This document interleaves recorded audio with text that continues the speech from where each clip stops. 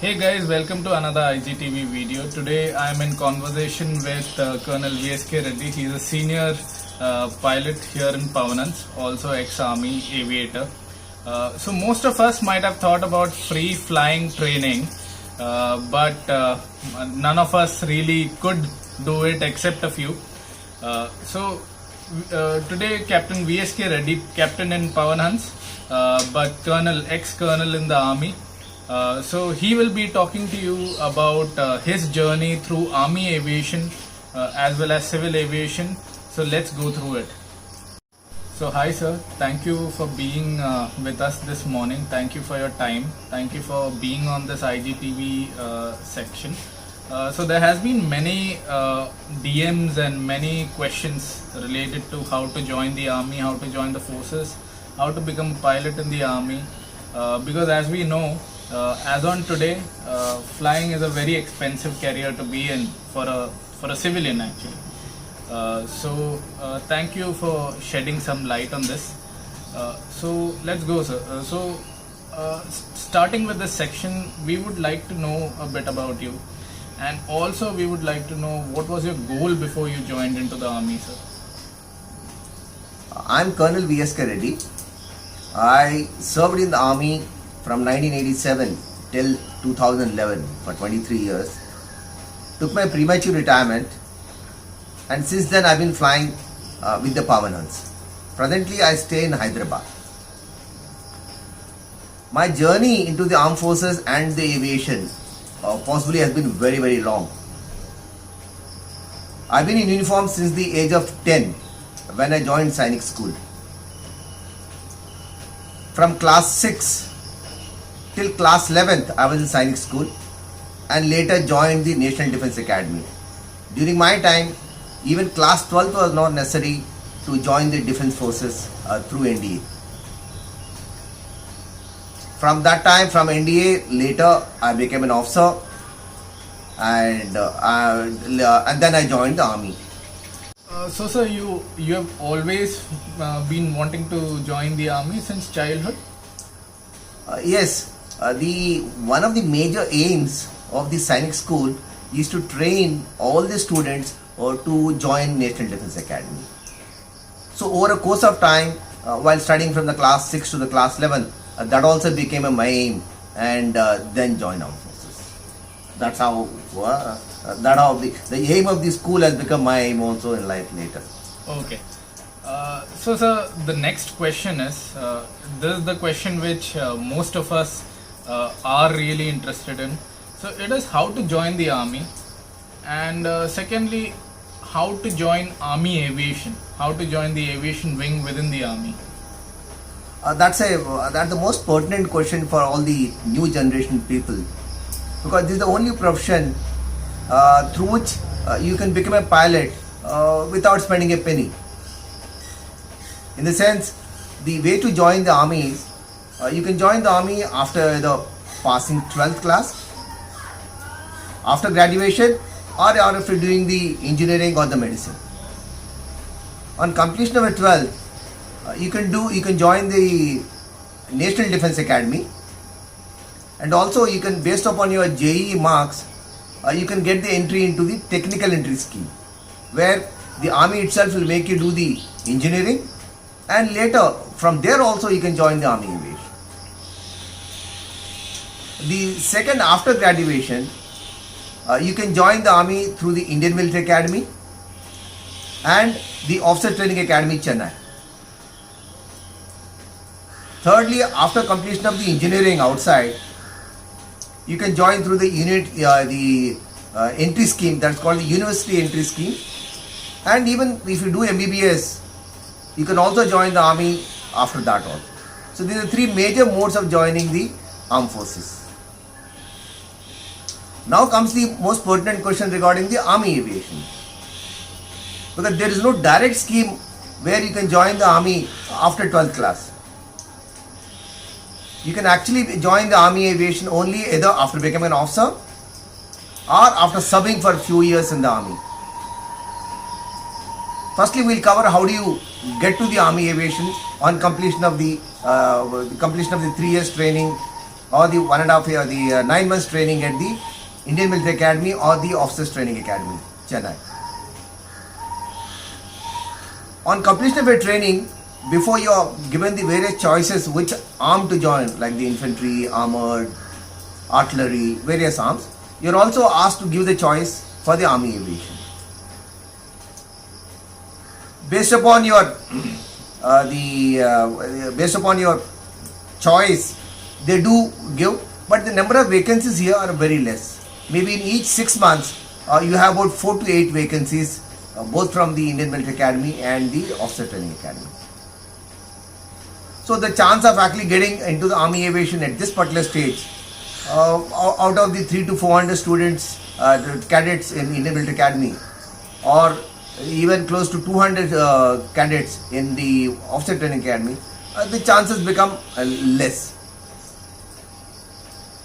So all those people who probably could not get into the army aviation at this stage get a much better choice after serving for a few years. You go to your respective arms, right from infantry to these signals. So you have various arms like the infantry, artillery, armored, engineers, signals, so from all these, except for these services like the EME, ASC and the OC, you can join the army aviation. After 2 years, you are again asked to volunteer for the army aviation. You apply for it based on how you did in the army and those 2 years. They make a merit list and then you can join the army aviation. At that particular time, you have a lot of vacancies. You have about 25 to 35 vacancies every 6 months. This is how you can join the army aviation. Alright, sir, thank you. Sir, so the next question is one of the favorites. So most of us want to know the age limitations when it comes to the army and also to become an army aviator basically. So we would like to know, sir, what are the age limitations to join the army, also as an army aviator, and we would also like to know about the minimum qualifications needed to join the army.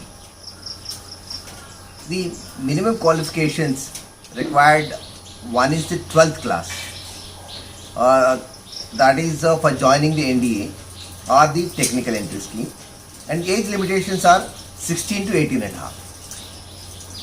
On completion of the graduation, when you want to join through the Indian Military Academy or the Officers Training Academy, the age limitations are from 19 and a half to 24 years. Now comes the most important the parameter required for the joining the army aviation. If you manage to get into the army aviation right after completion of the Indian Military Academy or the Officer Training Academy, then the age limit remains at the 24. However, you do have the choice of joining the army aviation after completing 2 years of service in the army. There the age limitation is 28. So by the time you commence the training of the army aviation, you should not be more than 28 years on the day of the starting of the course. So you have a choice to become a pilot till the age of 28. Alright, sir, thank you. So we have all heard about the majestic life in the army. We have all always heard about the life in the army.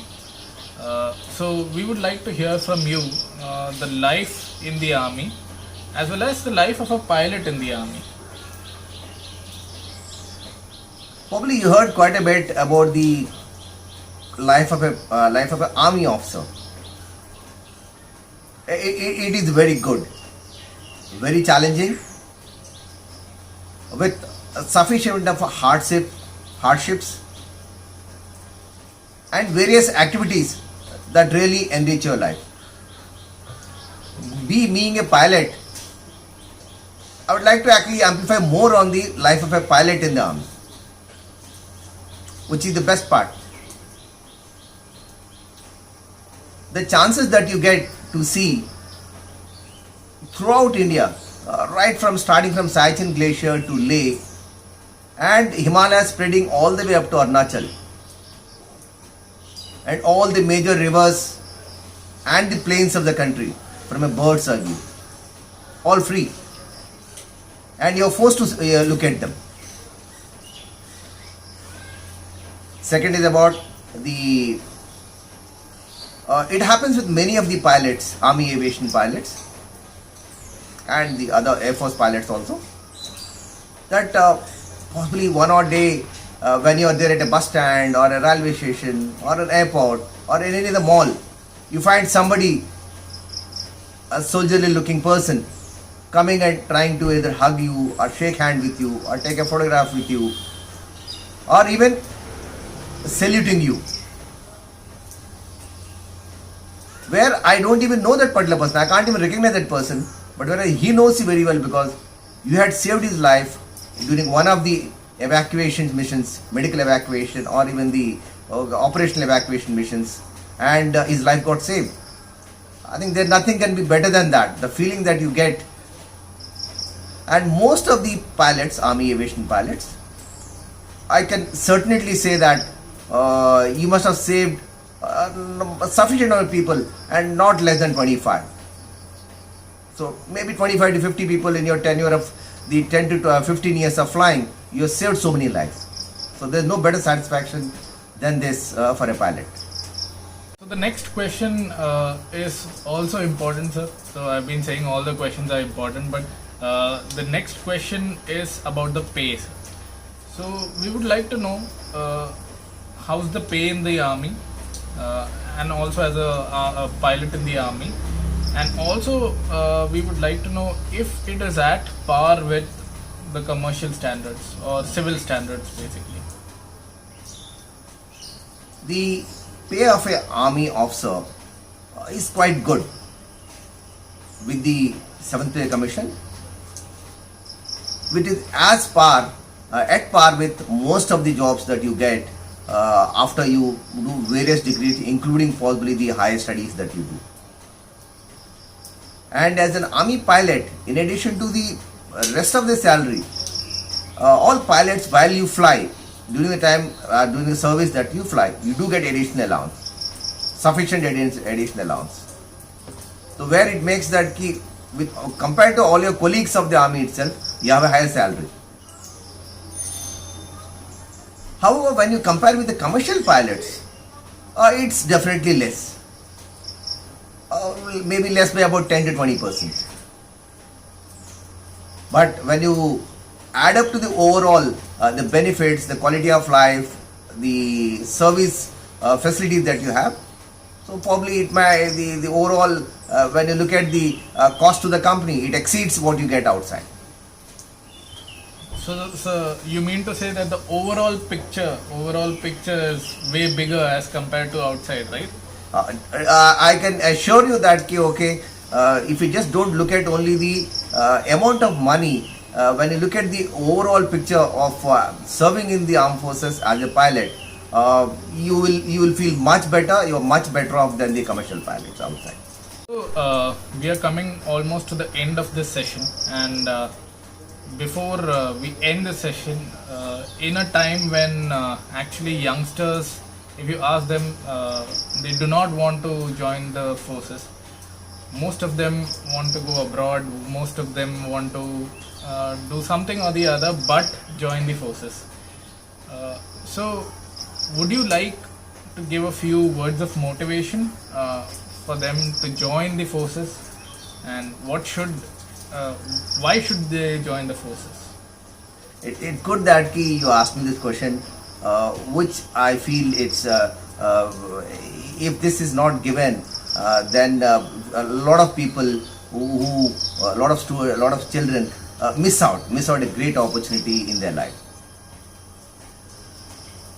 Armed forces is the only one which gives you, which enhances your chance of achieving your dream of becoming a pilot or flying without even spending a single pie.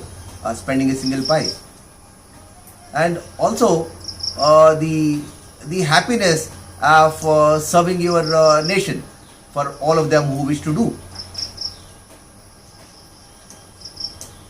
If you are a travel freak, the army gives you a free pass. Okay, it doesn't let you stay more than 2 to 3 years at one location. and it ensures that you see every place from J&K to Kanyakumari and to Ahmednagar, Ahmedabad, and to the northeast. It ensures that you serve in all these places and you get a chance, and it's all free. They force you to go over there. Thirdly, you spend a lot of money outside to learn man management.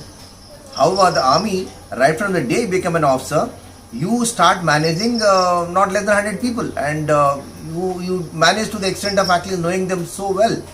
So man management is inborn, and by the time you come out from the armed forces, you fit into any man management skills that is required. The quality of life, I can assure you that you cannot have a better quality of life than the armed forces compared to any other profession in the country. Financial stability, if you look at it, by the time you retire at various ages, you're financially absolutely stable. And on the top of it, you still have pension. Armed forces right now is the only profession where you still have pension in the country. There's no other profession, any other profession, right from the public services, IAS, IPS, CRPF, no other profession has got. From 2004 onwards, only armed forces, Army, Navy, Air Force are the only ones who got pension. All of you know how much time, effort and money most of us spend for the growth of our children. However, the army provides you all that free in this movement and in the interaction with the various class of people from various states. The communication skills are automatically developed. The ability to adapt with any situation, any type of variety of food, any location, any difficult situation, you adapt because you've seen it yourself and you've gone through yourself. And invariably the armed forces children are directly a part of the team. You'll never find that the armed forces children don't fit into a team, which is a very, very important quality nowadays for becoming any good job, to have any good job and then rise up the ladder in any profession. So with these advantages, automatic advantages, and most of them free without any effort, joining the armed forces always should be looked at a reasonably high priority choice. I advise most of you to do that. Alright sir, thank you for your time. Thank you for shedding so much light on this subject, and I hope you guys might have got to know a lot through this session. And if you have any other further doubts, you can always DM and we will respond to you like we usually do. So if you have something to ask about the army, you can send us a mail. I will put in sir's email ID also. So you send us a mail, you send us your questions, we will be happy to answer. Alright, so you have a nice day guys, keep safe, bye bye.